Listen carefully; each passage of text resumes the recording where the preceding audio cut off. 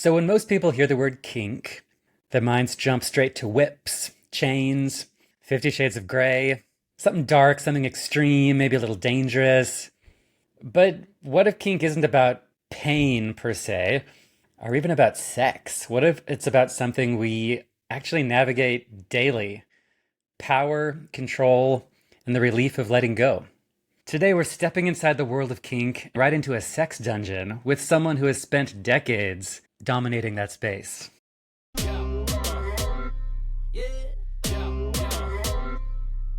Most of us were given a cookie cutter template for how to live, love, and succeed. But what if you don't fit that mold? What if you're ready to live a little differently, even if that makes you the odd one out? We're Nyla and Cole, two people questioning the systems, the stories, and the identities that shape us. From politics to pleasure, culture to connection, this is where taboo meets truth. If you've ever felt like a black sheep, cycle breaker, or someone who doesn't quite fit the cookie cutter mold, then you're a deviant just like us. So, kink is definitely one of those topics that everyone thinks that they understand until you actually start talking to people who live inside that world, right? And today I'm really excited to share that we're joined by someone who's spent decades doing exactly that.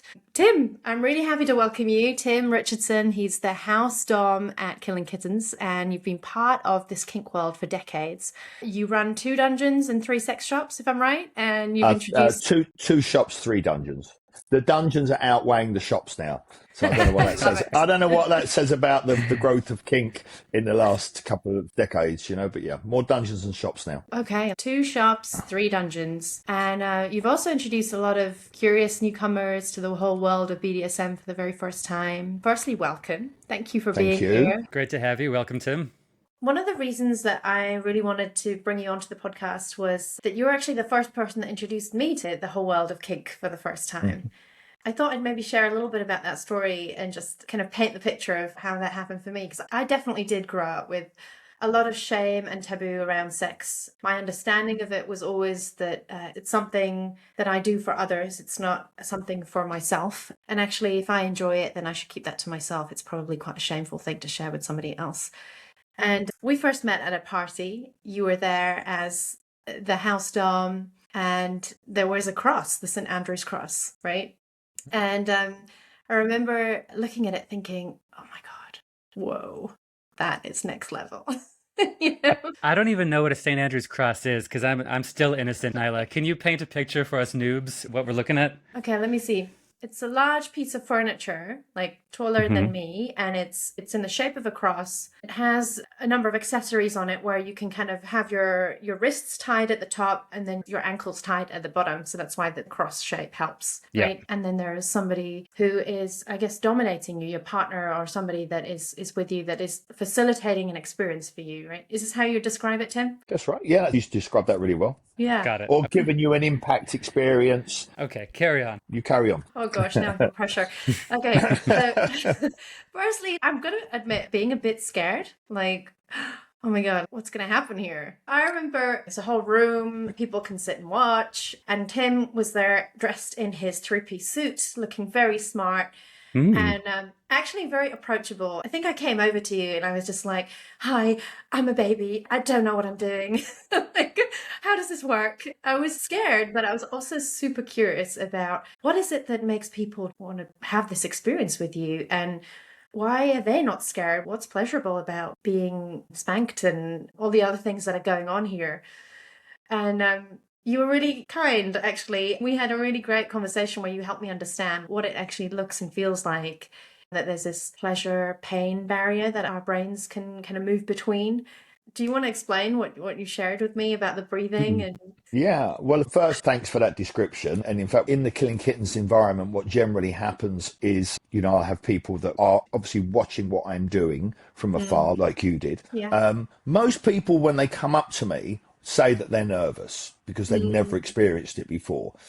They wanted to experience it, but they're worried about going online on a kink dating type app and finding someone who will be able to give them that experience, because there is a huge amount of trust around the whole space of that, which we will talk about. But obviously in a party situation, you also watched what I had done previously before you came up to me. So there was a lot of trust there, and you kind of could see what was going to happen.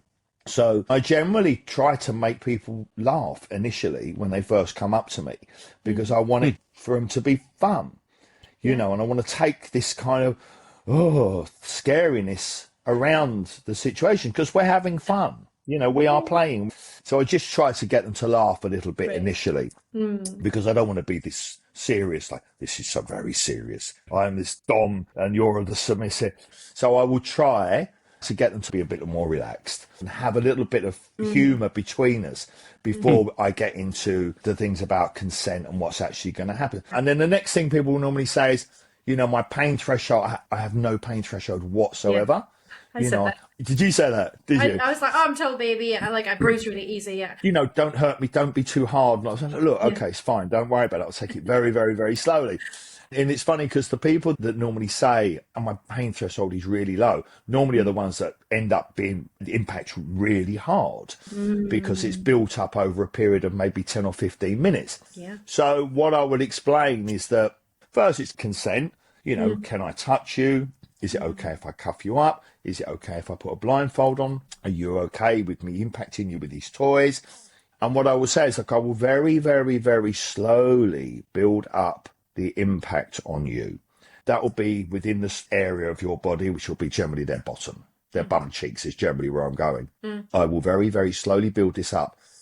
The blood will raise to the surface of your bottom, so your bottom will warm up. So basically the slow bit is also warming someone's bottom up because you want the blood to raise to the surface and warm up a little bit.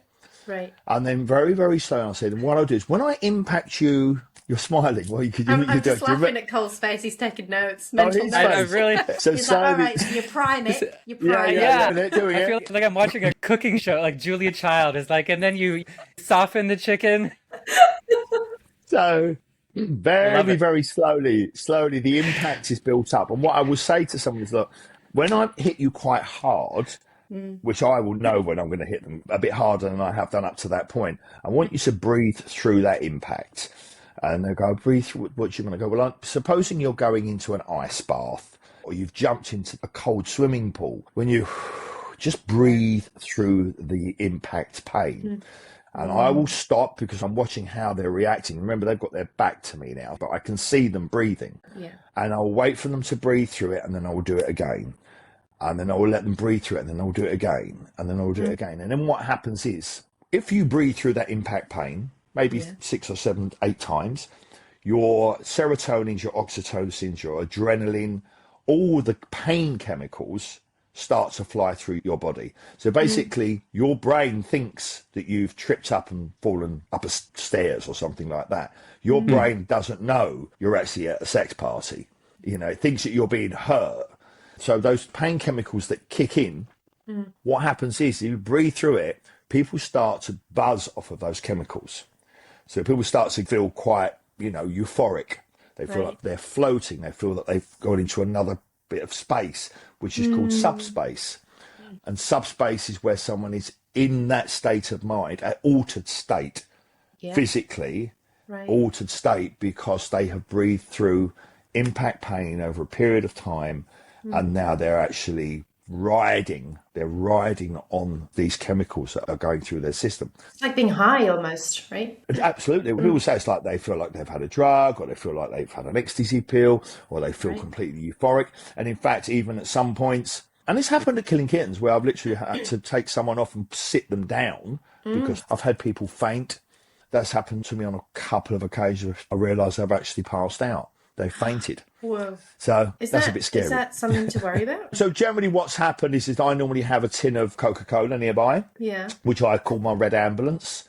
I always have my tin of red ambulance nearby because generally what has happened is their blood sugar level has dropped. Right. Yeah. That's what's happened. That's all that's happened. I have had an experience where I've come off the cross and I can't hold myself up anymore.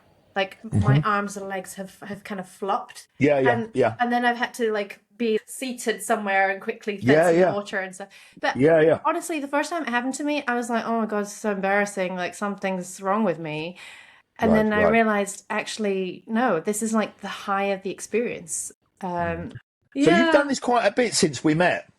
A few times. I mean, you definitely You've opened. you've cheated on me, basically. I was your just. Tim, you were always my first. Oh, You're always thank going to you. be that first. You set her on a path of greatness. No, actually, I have told a lot of people about the experience I had with you because there are a few things that really stood out for me. And I think it was a little bit of a pivotal moment in my own kind of self-discovery because I have to say, I probably was like 97% sure I was going to hate it before I got on. Really? Was you? 100, like, yeah, this is not going to be for me. Without having ever tried it, without really understanding much about kink at that stage, you know, relatively to now. And I think when I got on there, firstly, it really helped that you're a professional, right? On dating apps these days, I think most women are inundated with men telling them that they are doms. And I think I was at a point where I was like, if anyone else tells me they're a dom, like, it's too much. And I just had a little bit of an aversion to it, even though I didn't really know what it was. Part of me was like, well, I can't really judge it because I've never tried it. And then I saw you at the party and I was like, all right, this is probably the best way for me to try it because as someone who doesn't have an ulterior motive and this is a safe space and I can see how this feels. And a couple of things that stood out. So firstly, as soon as the mask went on, the eye mask went on, suddenly it felt really intimate, even though we're in a room full of people. And a bunch of the people in there are literally just sitting on the side watching what's happening on the cross. Watching. Right. So I think I was very aware of that before I put the mask on. And I was like, I don't know, self-conscious and all of those things, right? As soon as the mask went on, it was almost like all I could hear was your voice with a little bit of a buzz of the background, but I was tuned into you and what you were saying. The second thing that surprised me was how I was really directing it in many ways because you had showed me, you know, how to kind of wiggle my fingers to say slow down or speed up, depending on which hand I wiggle. We don't have a safe word there because obviously the music is so loud. Right. I wouldn't be able to hear it, so I have to go on non-verbal cues, which is also part of the thing I explained to them. You are in control here, it's not me.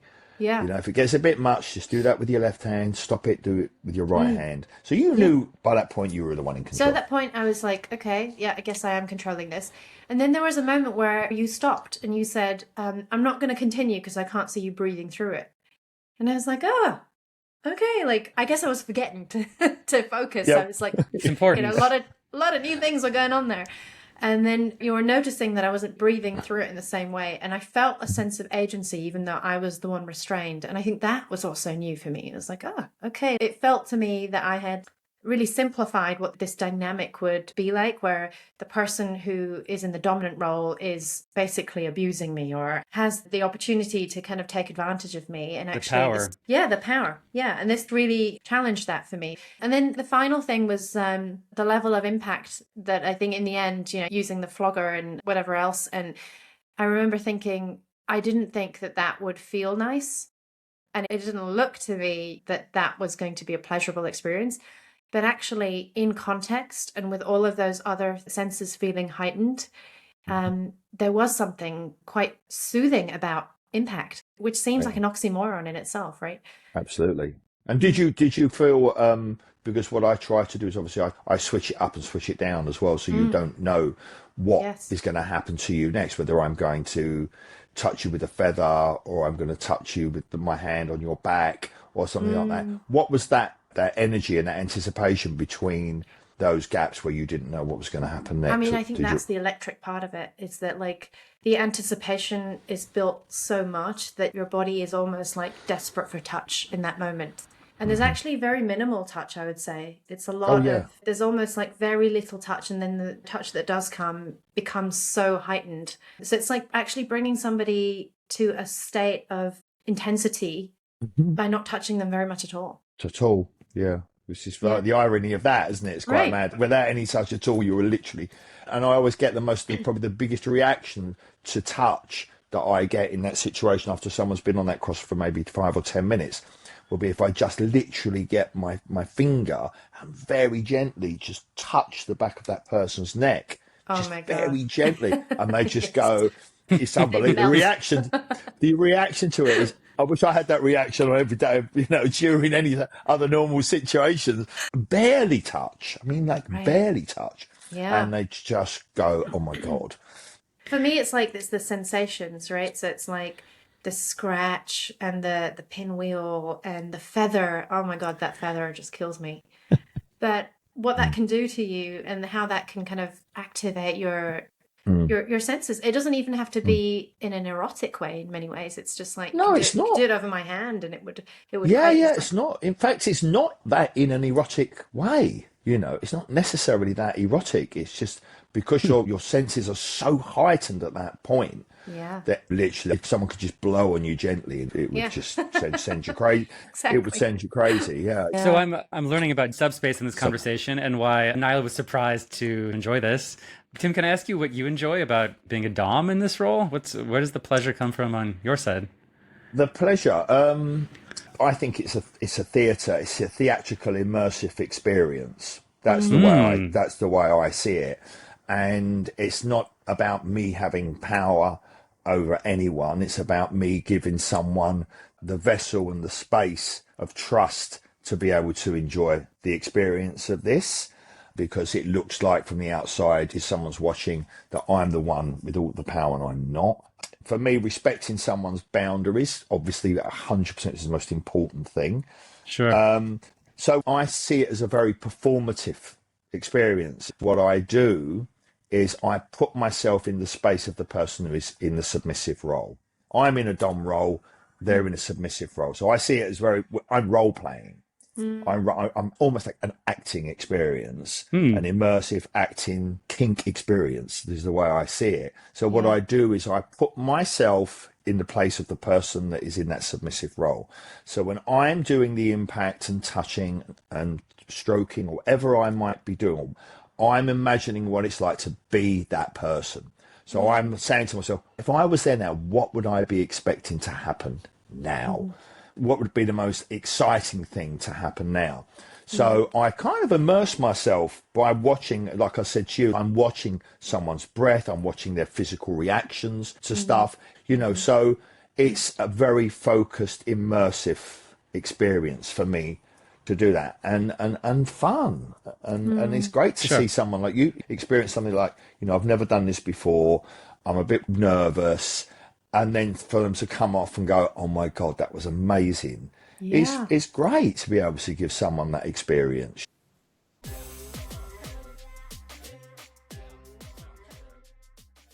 Well, Tim, tell us a little bit about your journey of living off script. How did you end up building a life inside this world? It started when I was probably quite small, actually, and my father used to work in Soho. Wasn't in the sex industry in Soho. He was a newspaper salesman, and I used to sit in the front of his car when he would deliver these newspapers. So I would be sat in my father's car while he would jump out and deliver these newspapers to these various newsstands. And his area that he worked in was Soho. Mm. So I was just constantly sat in a car looking at these sex shops with these frosted out windows and unusual people coming in and out and unusual women walking around as well because it was a red light area. So I kind of I got fascinated from that moment, I think, and it never left me. So, did you start off your career in this space, or did you do something else first and then I, pivot? I I worked in the entertainment industry when I was in my teens. Mm. And then I met somebody in a nightclub when I was about 20, 21 years old, something like that, who was incredibly successful within the sex industry. He was in his early 30s, I was in my early 20s, and I become quite good friends with him Mm. and realised what a huge business that he'd built around sex and sex Wow. shops, it's particularly in publishing. And I thought, well, I wanted to run my own business. Mm. I didn't really want to work for anyone else. I wanted to own my own business. And I thought, well, I had another friend of mine whose family owned greengrocery shops, food shops. And I decided that I would find sex more fun to be in than food. And I think it was either food or it's either Fair. Wonderful. food or it's, food definitely sells because people have got to eat.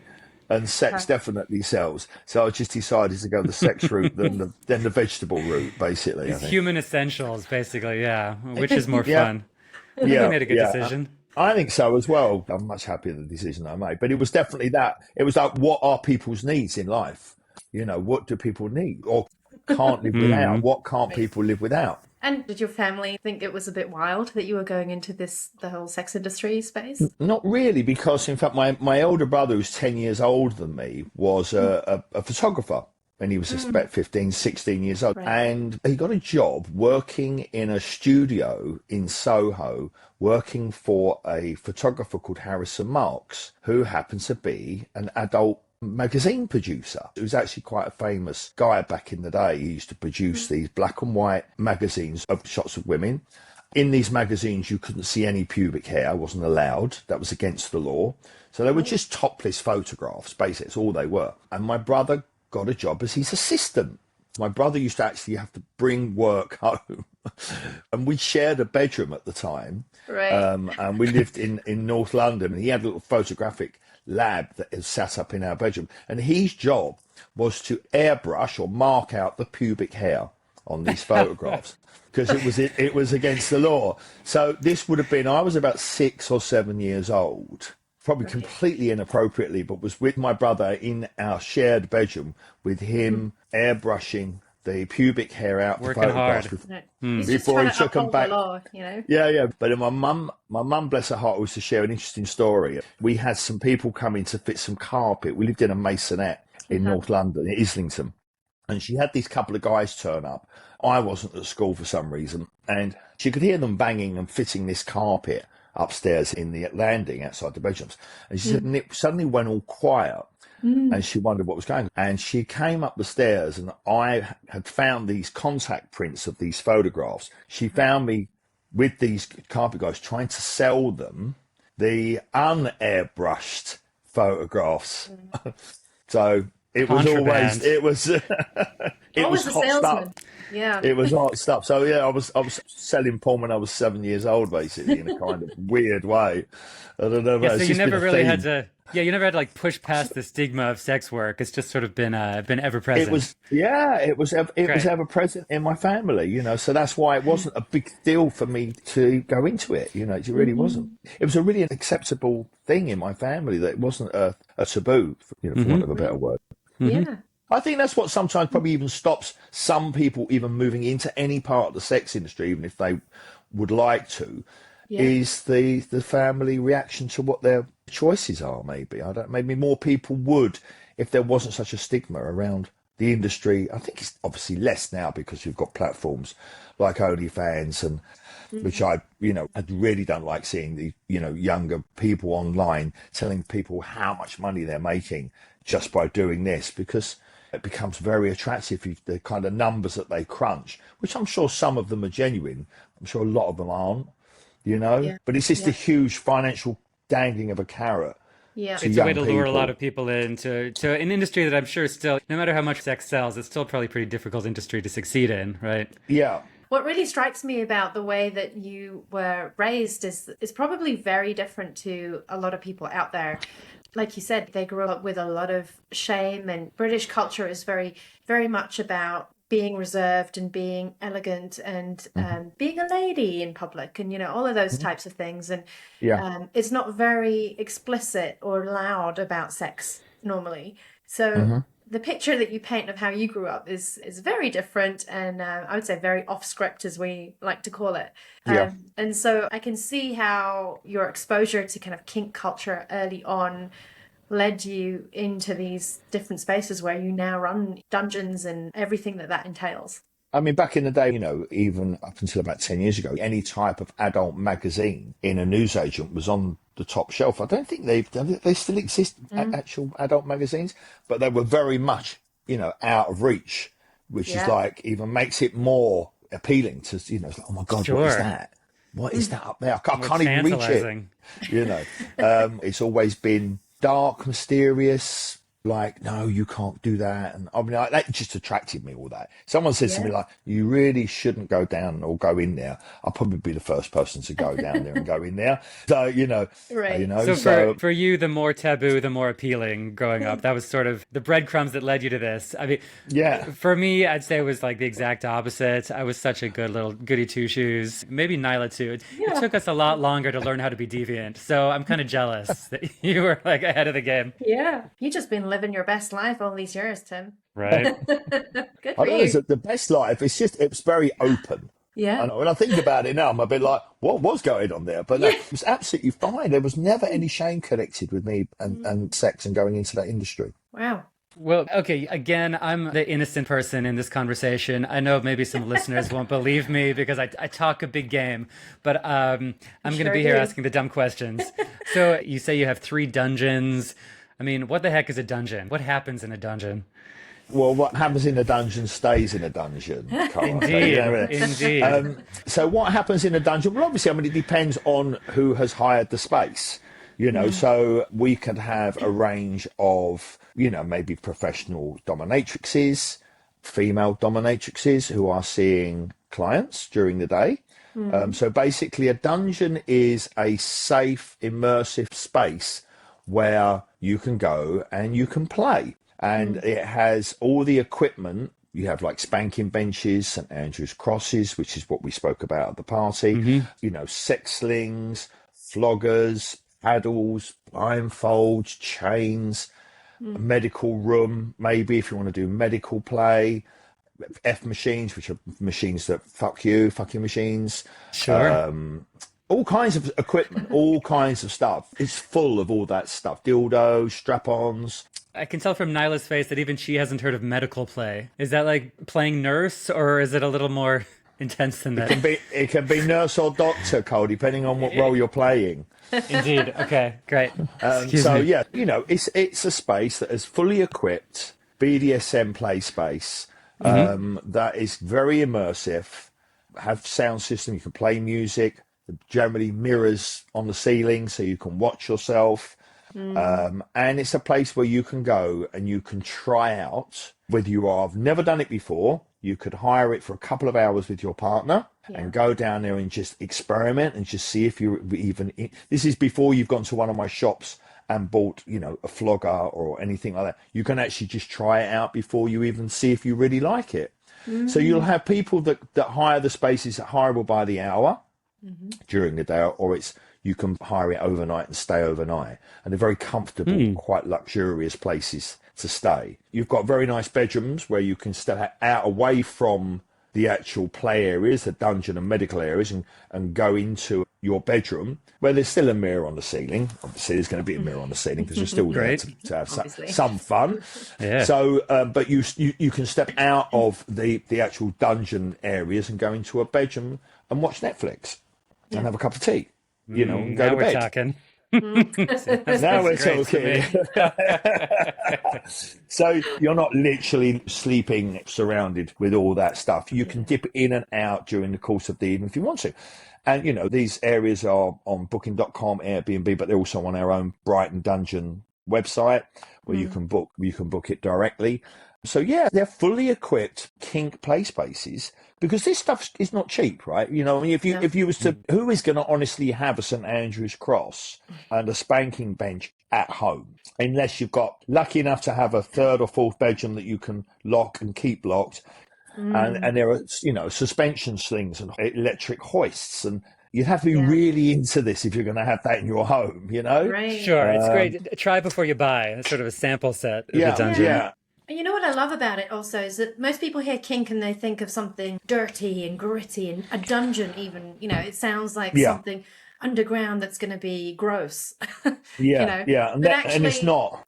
Yeah, this sounds like basically a well-equipped luxury space to explore like non-vanilla kinds of sex and everything on a spectrum, right? Absolutely. And do you know what? We have these boxes where part of the instructions, if you stay there, is that anything that you touch whilst you are there, you put into a box where the cleaners will sterilise and clean those items after you have checked out. And sometimes the cleaners will go in and there will be like one little paddle in the box because that's all they've just gone in and enough. That was enough. There'll be one little paddle or maybe a blindfold, and then other days it'll go in and the thing is full. They've literally tried every single thing they can lay their hands on. So, it's a different experience for different people at different points of their kink journey, I guess, so which is always interesting. Yeah, so how does a person figure out just how kinky they are? I mean, do you reckon someone should already sort of have a sense if they're sub or dom, or Would you recommend they sort of experiment to figure these things out? Well, it only feels kinky the first time you do it, Cole. All right. After the first time, the second time doesn't feel so kinky. So, you don't know until you know, and you just try it out. You can, people call them switches, so people can go from the top to a bottom. So the top generally is the dom, the bottom is normally the submissive, but you can switch around and play around to find out, do you like that? Did you like that? I think you just have to start, Cole. I mean, and I think you really have to have. Come on, you really just have to have. Come on, Cole. I'm ready. I just need someone to guide the way, just like you guided Nyla. I think we should have a little like "Come on, Cole" as that thing for someone to start doing kink. Could be like the umbrella term for people to start kink could be "Come on, Cole." Now, when you say "Come on, Cole," I'm not sure how you're spelling that.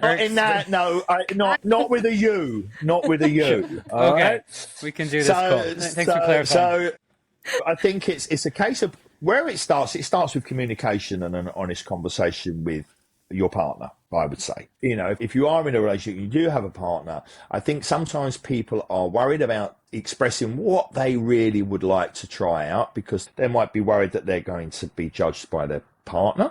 Yep. Might be there don't want any shame around it. Yeah. So they're a bit nervous about actually saying what they would like to do. It all starts with an honest, open conversation between you and your partner when you say, I just want to give this a little try. What do you think about this? What do you think about that? Would you like to try that? I think if anything, that's where the shame probably stops people. They're worried about being judged.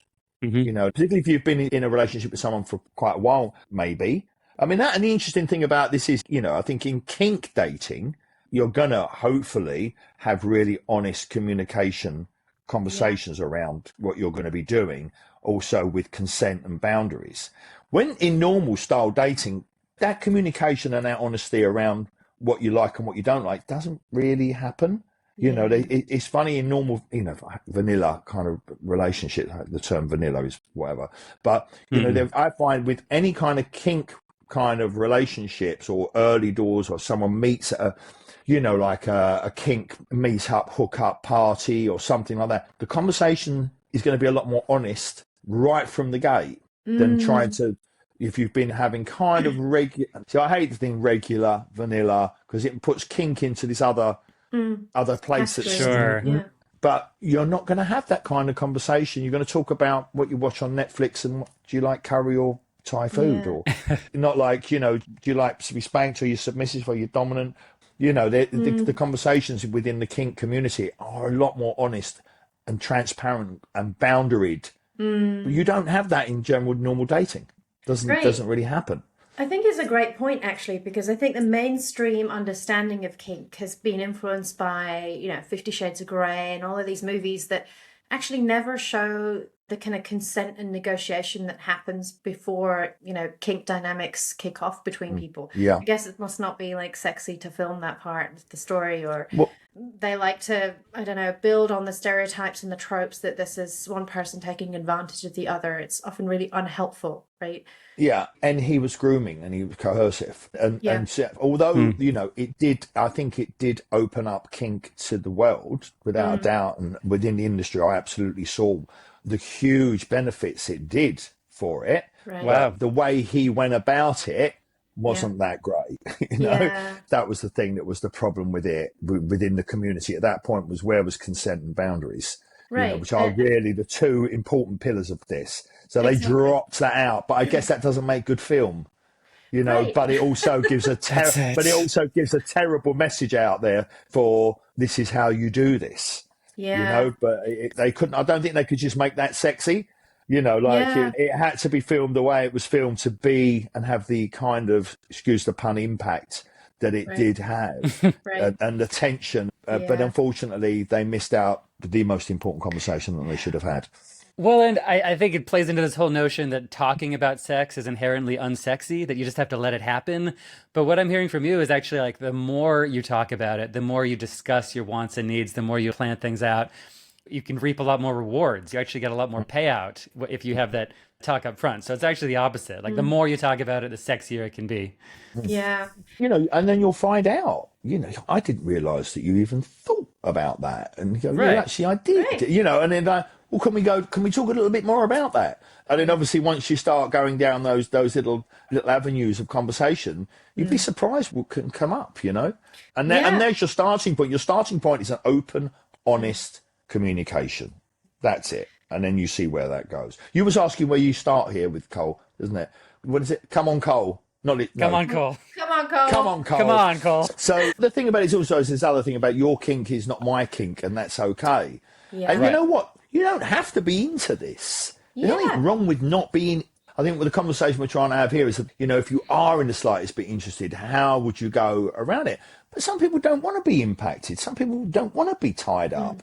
Some people just like, regular hot sex with their partner. It's okay not to be into it. Vanilla sex is still hot. We need to not really make this about one or the other. Vanilla sex has been going on for a long time. It's been really popular, So It's really stood it's the like, test of time. it really has stood the test of time. And it's only now because we're having these conversations because of movies like this, and you've got apps that, people are saying that they're dominant or kinky or whatever they might be. These tests that you can do. Kink tests, what's your kink test, And it's only because we're all talking about it because this is what it's about, and this is like we're having a conversations about it. But you know what? It's all right not to be into it. It's absolutely fine. I think that's great. I think that's great that you say that as well, because I think when you start to explore these things, there's almost this like unsaid pressure that you now need to like them. Yeah. And I think part of it is, in research for this episode, I was sent a spreadsheet with over 300 kinks on it. Oh, yeah. The sex menu or the sex spreadsheet, I think. And I think what I was really struck by was like what a spectrum it is of like sensation, symbolism, identity, aesthetics, and power, of course, right? Impact and power. But it's everything from like tickling to torture. Yeah, literally. Yeah. Everything from like sensory play to symbolism. So the thing I love about the spreadsheet is, and for me, this is like exactly what ethical kink culture looks like, is that you fill it out with your partner. And so you each have a column. And there's like color-coded legend for how you fill this out of like, this is absolutely something I need, or this is something I wouldn't mind trying, or, I need this as part of my aftercare. And it's all kind of color-coded. And there's so much transparency and, the uncertainty is taken out of it. You're not like guessing like you might in kind of general vanilla dating where you might eventually end up in bed together and you're thinking, oh, I hope this is going to be good. And I wonder where it's going to go and how far we'll go and what we'll try. Whereas with this, it's like, it's negotiated, but it's also just, it's a transparent discussion up front of like, look. Well, it has hard limits, limits, soft limits, which is the boundary, safe words, aftercare. Yeah. And tickling. Yeah. Carl, what do you reckon tickling? Can we start with tickling? Oh, I think you like a tickle. now we're talking. See, we have a little tickle on Netflix, maybe. Oh gosh, speaking my language. Yeah, look at Don't that. yuck my yum. I really quite liked what you said earlier about let's not separate like kink from vanilla, because tickling doesn't sound too hardcore. We would mention some of these other things we talked about, but I think that even in the most vanilla sex, we still see power dynamics and we see people enjoy playing with power. So it's really not crazy when we talk about the power dynamics that might happen in a dungeon, because this is something anyone who's had sex can relate to on some level. And it's just that discussing how far people might want to push it and the ways we push it. Is that fair to say? Yeah, and that's by experimenting. Like even in a power dynamic with regular sex, someone will initiate. Is that initiator the one that's taking on the power? Is the initiator is the one that's actually taken the dominant role, with male or female, in that context. So it's there. It's just not in a like, oh, I'm a dom, you're a submissive, we're in a sex dungeon, But I think it's just a matter of experimenting. And I have noticed this in the retail environment that I've worked in for many, many, many years, that particularly after the 50 Shades of Grey film, everyone was like, oh my God, this book has come out. We noticed a huge increase in the selling of blindfolds, paddles, floggers, all the stuff that was in that book, everything. We had sold kink products up until that point, but when that book came out, the sales went through the roof nationally. There were certain items we couldn't even get from our wholesalers because everyone sold out so quickly that no one could get it quick enough to sell it.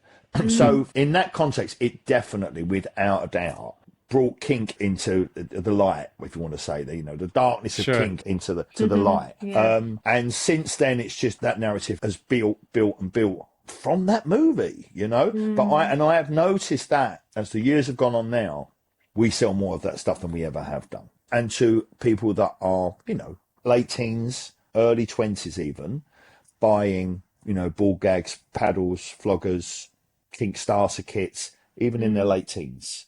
Wow. So it's quite surprising. And that's something that I never saw.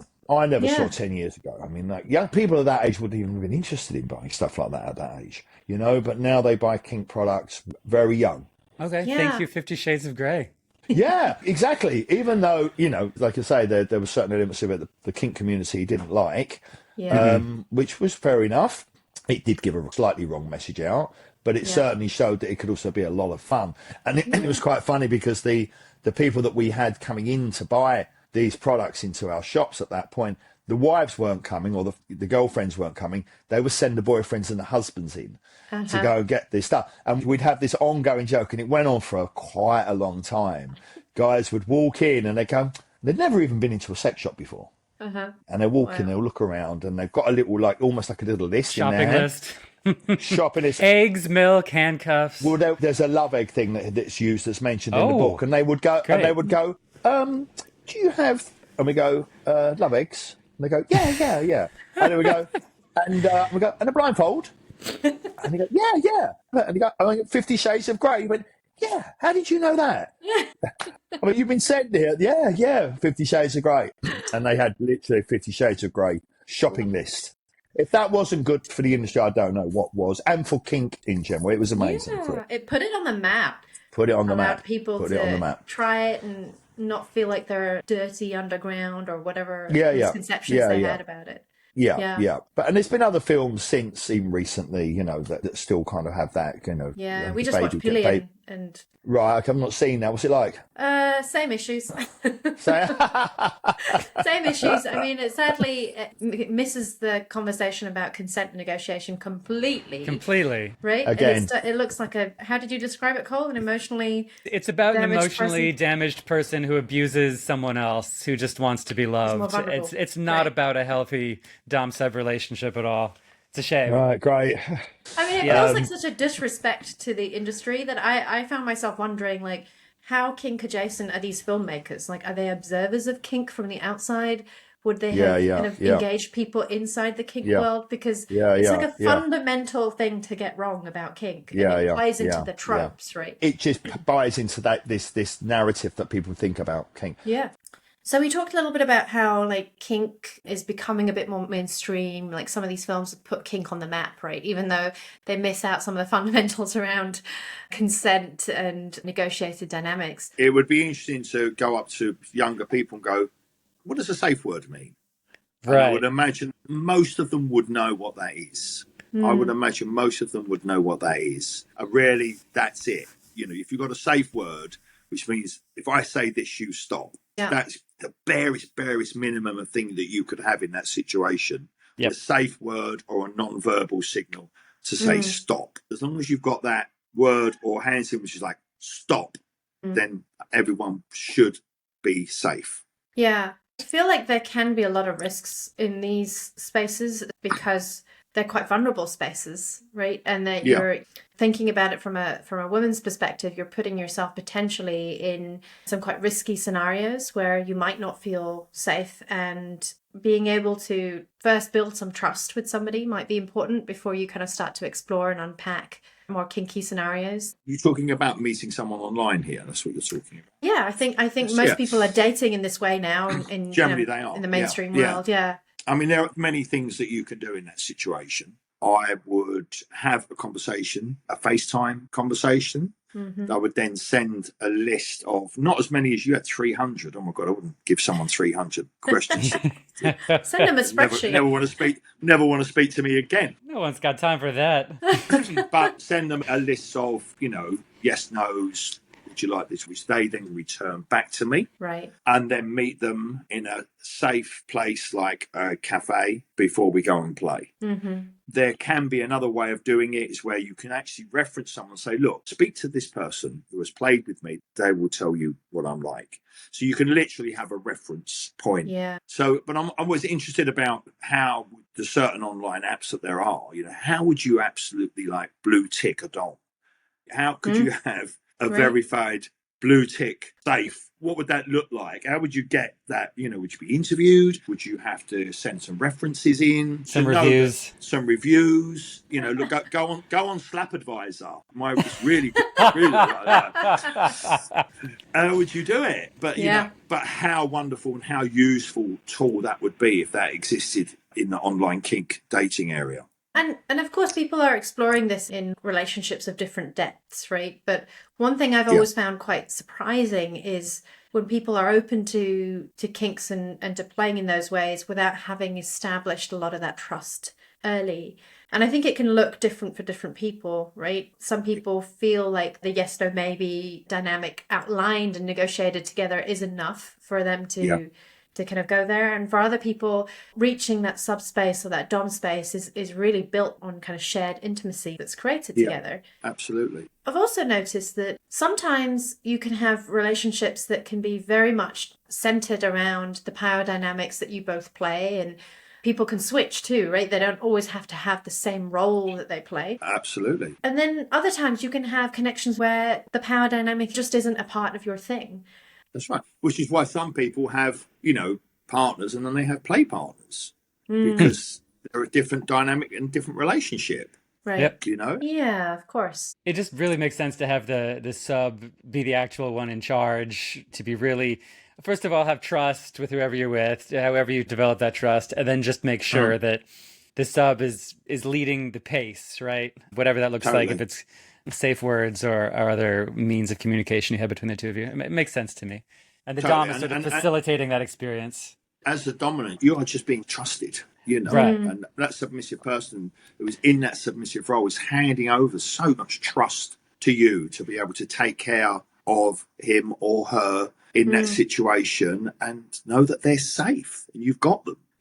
Because the thing is, guys, if they don't have that anyway, they're not going to enjoy it. If you're not entirely trusting the person that you're with and you're a little bit on edge, you're not going to get into any kind of subspace, and you're just going to be a little bit too wary of what's happening next. And that's why that if you have a dominant and submissive relationship where that trust has been built over a period of time, I don't think you're going to get it overnight. You're not. Yeah. But when it's been built up and built up and built up, that person can then get onto a cross or lie on a spanking bench and within a few seconds be completely relaxed because they know the person that they are with is completely trustworthy. And we respect their safe words and their boundaries and the hard yeses and the hard no's.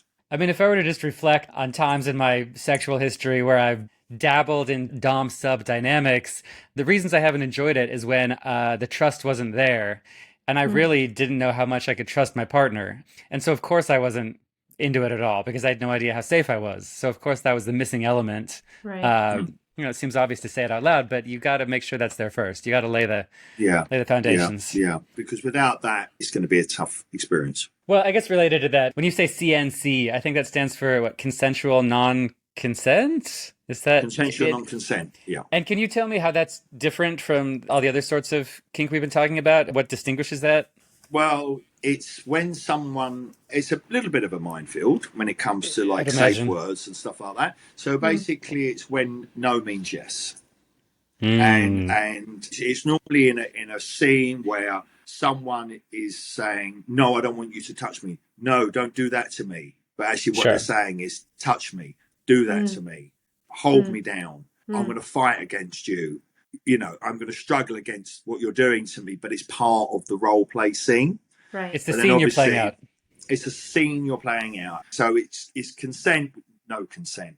No, stop. Don't touch me. Get off of me. Leave me alone. And obviously where, a safe word is so important. Sure. Because it has to be, it's not no, it's not get off me, it's not stop. It has to be something really random, like, sunshine. or or something that is such an Peanut unusual butter. thing to Yeah, something that peanut wouldn't butter. fit that scene that you're enacting, I guess, Right. right? Yes, so that's when a safe word is absolutely imperative, because until that safe word is called, you're going to just push ahead and push ahead and push ahead in that scenario and scene that you'd have already negotiated before anyway. Yep. The context of what it's going to be and what that person would like. Also, I'm prepared to do and what I'm not prepared to do, because it works Right. both ways. Yes. There's some things that I Yes. am not prepared to do, which don't Yeah. sit with me particularly well. So, and I'll go, no, I'm not really down with that. But how about that? Okay, we'll do that. It's kind of we'll find a little compromise there. So yeah, it's a more edgiest type of play. Right. Yeah, well, but just like any of these other kinks we've talked about, it's about communication ahead of time and then having that safe word. Instead of playing with a paddle, you're playing with wordplay and roles. But to me, it seems very similar. Yes, The more you talk about beforehand, the better it can be and the safer it can be.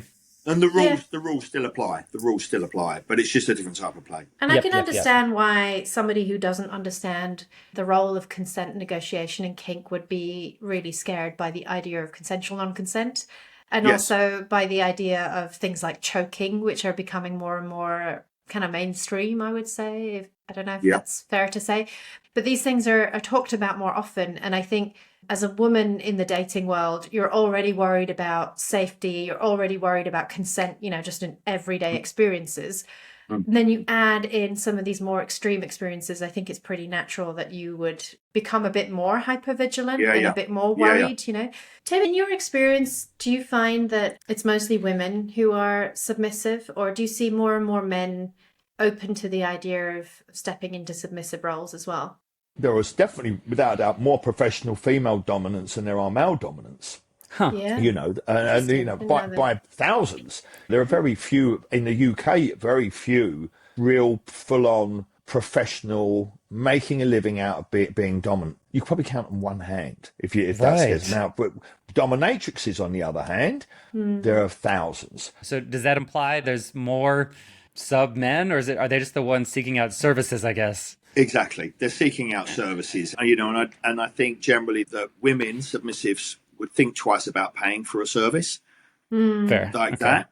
Where I Yeah. think men are quite happy to pay for services like that. Yep. And then we can get into that whole thing. Are these men, in super powerful jobs and in control of everything? Are they these lawyers, barristers, and judges of this cliche, situation? They want to just let go and completely be submissive to a dominant. Is that their release? Yeah. Can't blame them. Yeah. Can't blame. And you know what? There's a lot of truth to be said behind that. Even though there is, I find, the people that I have played with are generally hard-working, quite stressful jobs. Working really hard, in control of everything in their lives. But when with me, they're not. And they also use it as a huge stress release from their work, where they can just go, Sure. So that's there as well. People show up to this for many different reasons. Yeah, I found that really interesting, like the way that like dopamine spikes work with the whole anticipation piece, right? We talked about that earlier around how your body experiences anticipation, but also like some of the nervous system regulation that you can experience through kink, where you can like just totally submit and let go. You don't need to be thinking, your body doesn't need to be hypervigilant because you've built the trust.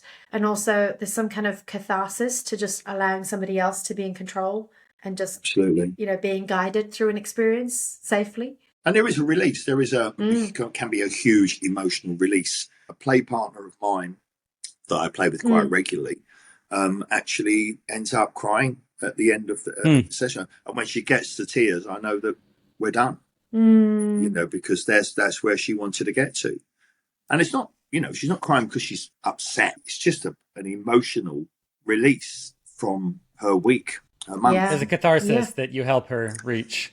Absolutely. And I remember the first time it happened, I remember she turned around to me, she went, I'm getting quite emotional actually. And she didn't actually know what was going on for her, and I was like, it's fine, don't worry. And then she just started crying. And, and that's when we have a hug and we drop into aftercare. Yeah, I'd really love to talk about that actually, because this happened to me once in a really unexpected situation. And my instinct was to kind of bury my face a little bit.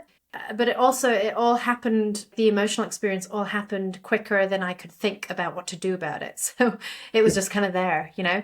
It reminded me of how critical aftercare is. And I think for me before then, it was a bit more of an afterthought of it would be nice to have that. But in this instance, it really felt like actually this is essential right now. Absolutely essential. And the thing is that I'd always say that if any time you are having any kind of conversation with anyone in a dom submissive play session or whatever, if the dominant does not talk about, consent, boundaries, safe words, if they don't talk about aftercare, then that's a red flag, because aftercare is imperative after you've had a BDSM session. And what does that look like for you? I've had one person said, I need to be left alone, which is fine. They just wanted to process and be left on their own. Other people just as a hot bath, a cuddle, hot chocolate, a specific chocolate in some context, and held.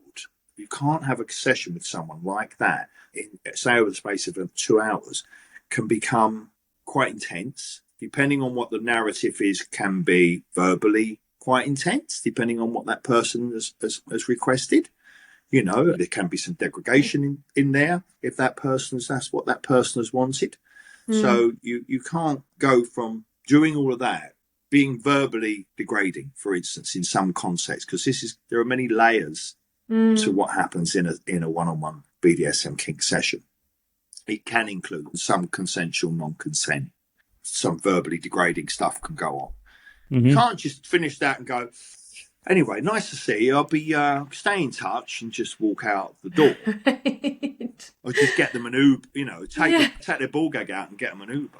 I mean, it's not it just doesn't work like that. No, no. I think the aftercare should be as important as the actual session itself, and probably similar length of time as what you've been doing there to what you do when you're caring for someone afterwards. Because otherwise, it's not healthy way to end something like that. It's the intensity as well, right? I mean, Cole and I often talk about like aftercare and what that looks like in, straight scenes versus gay scenes, and like what the differences are, and like how it can feel to experience something really intense and then not feel kind of comforted and held. And for me, it's something about like the strength of that touch as well, or something like that, And you could also feel a bit quite used as well, which is not what we want. We don't want someone to feel like they've been used and abused.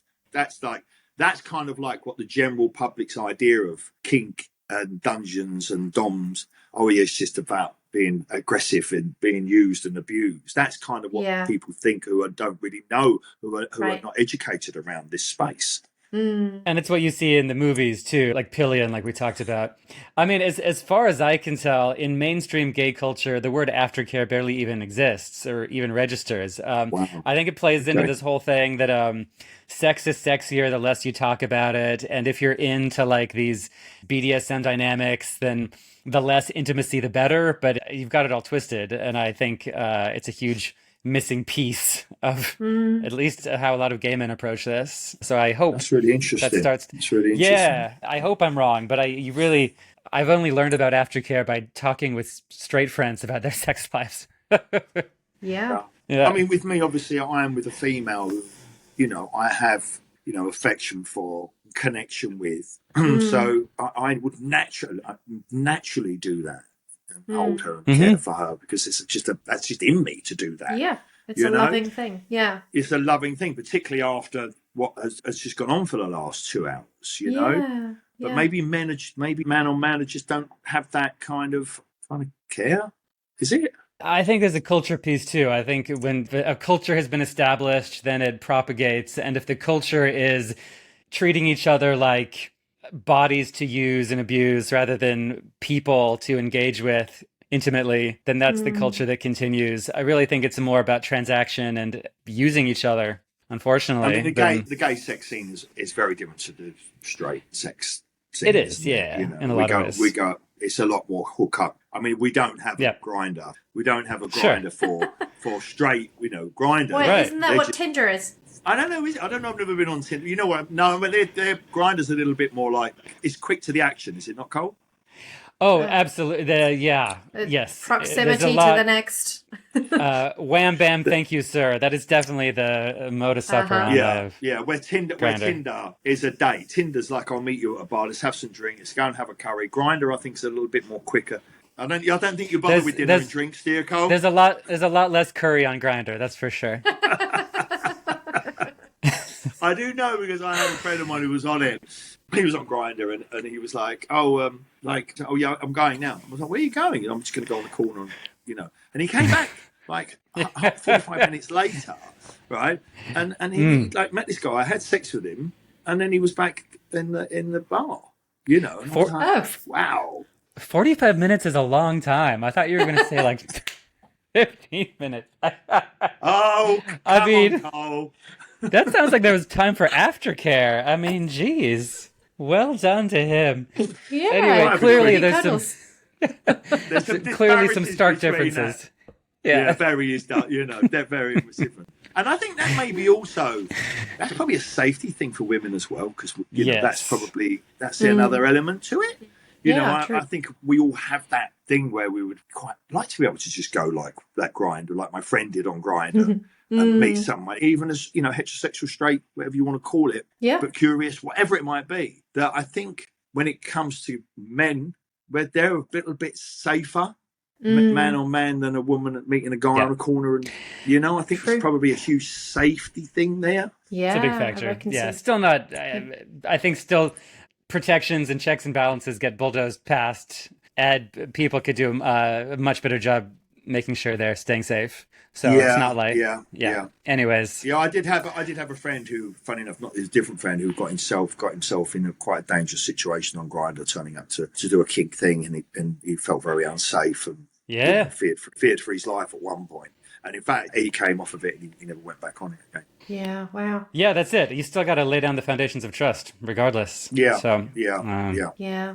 Tim, is there anything that you feel like we haven't covered about kink that you wish people understood better? I think the myths about being dominant is not about complete power over someone. It's not about aggression. It's not about violence. In fact, it's about, for me, I don't know about other guys, but for me, it's about holding space with love, care, connection, and tenderness, even along with all that other stuff that goes on. The narrative behind that is love, care, connection, and tenderness, and holding their space, completely listening to their desires, listening to what they want, most importantly, listening to what they don't want, which is a huge conversation I have even before we walk into that space. That it is an exciting journey to have. You'd be amazed at what you can find out. I heard of this girl went to this sex party once and got on the cross with the dungeon, and now she's doing it all the time because she really she liked it. I've heard rumors. I have a friend who that happened to also. Yeah. Did you? Yeah, it's quite interesting. I know her. It's beautiful to hear.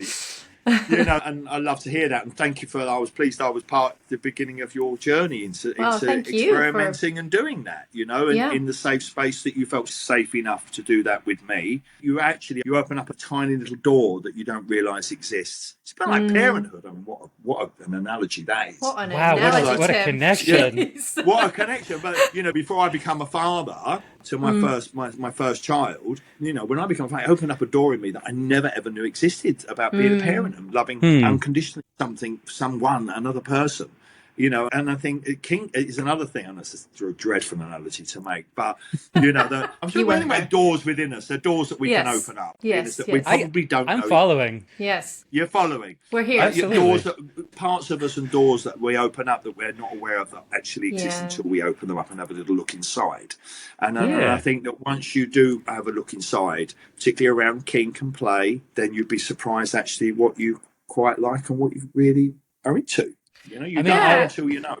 That's right. I love that you're saying that you're centering love, connection, intimacy, and tenderness, because the world does not associate those words with kink. So to say that that's actually the heart of it all says a lot, and I think it's really important, but also just completely makes sense after this conversation. But yet that's me, Cole. That's the way I approach it. Everyone is different, but for me, that's what goes on for me within what I do. I mean, Yeah, I it think makes sense. for me, it really connects to this idea that it should be shameful. You know, I was really curious to follow that thread and like, well, why? What's shameful about it? And that kind of led the curiosity into discovering things that were hugely surprising. And I think that is the beautiful thing that I really took away from my kink experience, and that I would really encourage other people who are like sitting on the fence to explore is like, what is it about any kind of kink that makes you feel a little bit uncomfortable? And where have you gotten that belief from? It can also be about different types of sex, not necessarily kink as well. Yes, it could be. Yeah, exactly. Can be in vanilla. Can be in vanilla. Shame can still be there as well. Oh yeah. Oh for yeah. sure. For You don't have to tell yeah. us. Nyla and I. You don't have to be kinky to have shame around anything to do with sex. Exactly. I It's, mean, at the very basic level is just embracing the fact that you can experience pleasure and you're allowed to experience pleasure, and that Exactly. that is a beautiful part of your inner life force and vitality in life, and it's an expression of your, you know, your childlike joy, you know, can Absolutely. also be expressed through your sexual energies.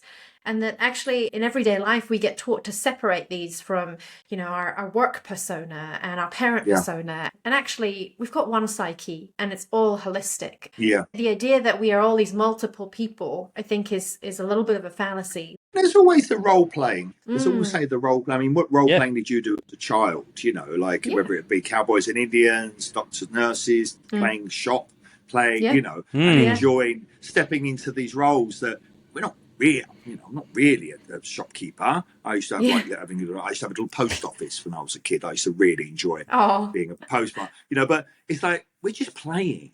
Yeah, This is exactly. just adult role playing. We're playing around. That's all we're doing, you know? Right. And I And think that's what the always dungeon is, right? It's the adult playground. play space.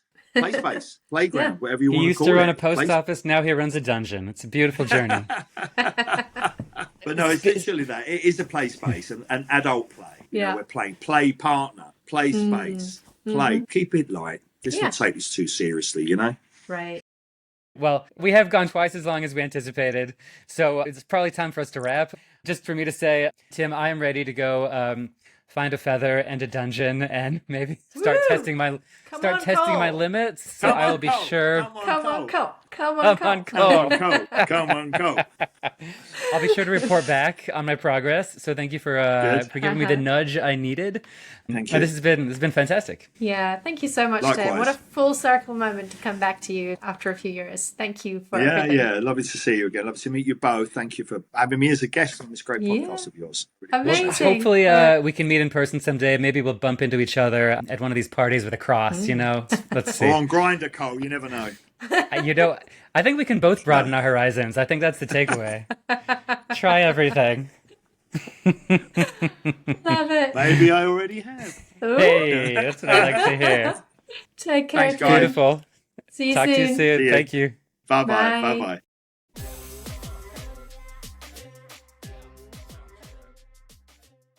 He was great. Ugh, I miss him already. I loved him. He's just fab.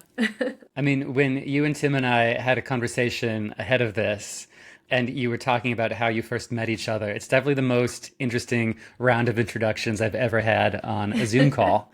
I love it. I love it. So what were your main takeaways from the chat? What do you feel like you know about kink now that maybe you didn't before we started? You know, this whole concept of subspace is quite new to me, and how it's almost a way of getting some sort of high from just the complete release of control and giving yourself over to a new sort of sensation. My big takeaway is that Dom sub play is the Dom facilitating an experience for a sub who's actually in control. And the sub is really deciding just how far they're willing to go and what they're comfortable with. And I really loved hearing him say that for him, at the heart of it is tenderness and connection and love. Care. Yeah. And care. I mean, not words people associate with kink, right? But it makes sense. I mean, a Dom wants to facilitate a powerful experience for the sub. And I guess the other thing that came up, I'm throwing around these labels, but this is not any sort of label a person needs to take on and embrace for the rest of their life. Like, I'm a Dom, I am a sub. We're talking about the roles people play in a particular encounter. What's the word? In a scene. In a scene, thank you. But a person can be versatile. They can even switch. They can experiment. So They I guess might not even be power dynamics is part of A the scene. power dynamics might not even play a part in another relationship you have. It's very intimate Yeah. between two people, right? That is unique to the two of you. Totally. I guess as someone who's always felt like a bit of a vanilla and not even known where he would dip his toes, so to speak, it makes me feel actually a little more emboldened. I don't need to know ahead of time. I am allowed to Yeah. play this a safe arena for me to maybe Yeah. play in the sandbox, play in the dungeon sandbox. What Love about it. you? I mean, so a few things, right? First of all, the most misunderstood thing about kink and dungeons and power dynamics and all of these things is just that it's ethical and there's consent and there's negotiation at play, right? You don't just ride into the kind of extreme stuff off the bat. Secondly, for me, I feel like a huge part of the motivation is about building and deepening intimacy with somebody, right? So, like, trust is already established between you. You feel like you have each other's back, and then being able to step into these altered states, the dom space, the subspace, and being led intuitively by this beautiful energy that exists between two people, and exploring how to be playful with each other and how to step into different Yeah. ways of playing with each other, right? I think there's something really beautiful about that, and it's such a shame that it's shrouded in shame. Shame. Totally. But I like the fact that actually underneath it all is something really tender and connecting and beautifully intimate. And I think that's my experience of unpacking what it means to explore kink. It almost, I feel like kink needs a rebrand in some ways, in the mainstream. Like, Agreed. Well, that was another big takeaway for me is how important communication is. And then if you communicate ahead of time, you can broaden the potential for pleasure and experience. And that is so easily applied to the most vanilla sex, yeah. because again, you might enjoy playing with power dynamics, even in the slightest way in quote unquote vanilla sex. But just think what can happen if you actually start communicating about that ahead of time. Oh my gosh. Your limits, Yes. your interests. Just think how much you can elevate the most mundane vanilla sexual experience by those same principles.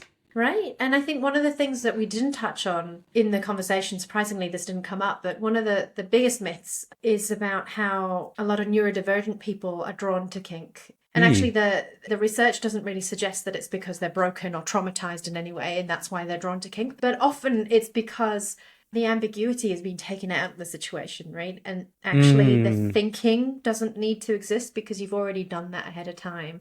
And you've laid on the table what you're open to and what you're not open to. I can really see and understand why a lot of neuroatypical brains are drawn to this kind of release and relief that comes with the upfront clarity and negotiation. That makes sense. The really complex, minute negotiations that might happen before sex can be really difficult for neurodivergent people. But, by the same token, I guess what I was saying before, those micro negotiations are difficult for anyone. They are. And Yeah. just the power of communication can help any of us. Yeah, exactly. No, I love that. Well, what a great chat. What a great conversation today. I'm so glad we brought him on the show. Yeah, it's fantastic. Let's see, do we want to leave our listeners with any questions for their own reflections? I think about where your own shame around any of these topics you've heard discussed might creep in, and what are some very small ways you can discuss them with your partner or push yourself out of those little shame corners that might be holding you back. And just have think fun. I think that was the other thing. Tim really emphasized that this is fun. The way Yeah. that he tries to get someone to laugh before stringing them up to a cross is because actually this is about having fun. And so let's keep that in mind. Exactly. Yeah, Being exactly. tied up to a torture device in a dungeon is all about fun, kids. And you remember that. Well, also, we don't have to like the same things, right? So, like, take baby steps. Absolutely. And just think about what you're curious about, what makes you smile or giggle a little bit, and just try it. And then, take another step if you want to. And if you don't like something, you don't like it. That's how it goes. If you think about how kids play, right? We're just adults playing here. So let's try and apply some of the same principles of, like, let's suck it and see. Did you just say, let's suck it and see? Isn't that an everyday phrase? No? If It you're a is. 6-month-old or yes, Yes. dot, dot, dot. Or a Yes. 60-year-old. Beautiful. What beautiful words to close on, Nyla. Until next time, stay Yeah. kind, stay curious, Stay curious. and stay just a little bit deviant. deviant. Love it. Bye, folks. Thanks, everyone. Talk soon. Bye.